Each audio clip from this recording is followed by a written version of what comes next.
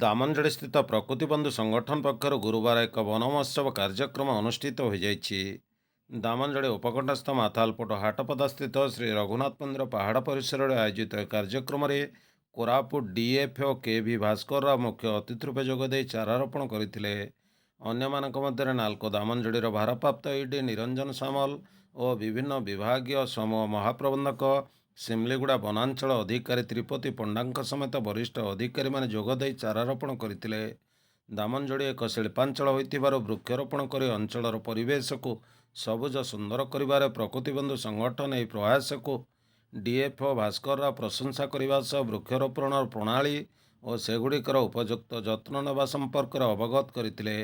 ପ୍ରକୃତିବନ୍ଧୁ ସଂଗଠନର ଆବାହକ ତଥା ଯୁବକବି ଦେବେନ୍ଦ୍ର ରାଜୁଙ୍କ ନେତୃତ୍ୱରେ ଆୟୋଜିତ ଏହି କାର୍ଯ୍ୟକ୍ରମରେ ସଂଗଠନର ସଦସ୍ୟମାନେ, ମହାବୀର ଯୁବକ ସଂଘ ଦାମନଯୋଡ଼ିର ସଦସ୍ୟମାନେ, ଶ୍ରୀ ରଘୁନାଥ ମନ୍ଦିର ପରିଚାଳନା କମିଟିର କାର୍ଯ୍ୟକର୍ତ୍ତା, ରାଷ୍ଟ୍ରଦୀପ ପ୍ରସାର ସମିତିର ସଦସ୍ୟମାନଙ୍କ ସହ ସ୍ଥାନୀୟ ଅଞ୍ଚଳର ପ୍ରକୃତିପ୍ରେମୀ ଯୁବକଙ୍କ ଉପସ୍ଥିତିରେ ଏହି ବନ ମହୋତ୍ସବ କରାଯାଇଥିଲା।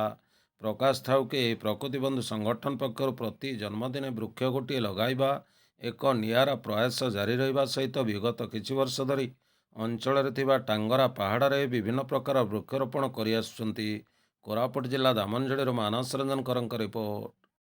आपने समस्ते जानती अर्थात 75 वर्ष पूर्वे से समय आमर न्यायाद माने विशेष व्यक्ति विशेष वृंद मैंने यहाँ चिंता कर देखते ए गोटे कथा प्रतिपादित हुए जे सेते बड़े एते जंगल थाई एते प्रकार जंगल कौन से प्रकार क्षति न होई से समय केमिति पुणी वृक्षरोपण करने से चिंता करते जहाँकि आज आम मान समस्त को सूचई दूँ जे केते सुचिंतित चिंताधारा समस्त मन में भरी रही।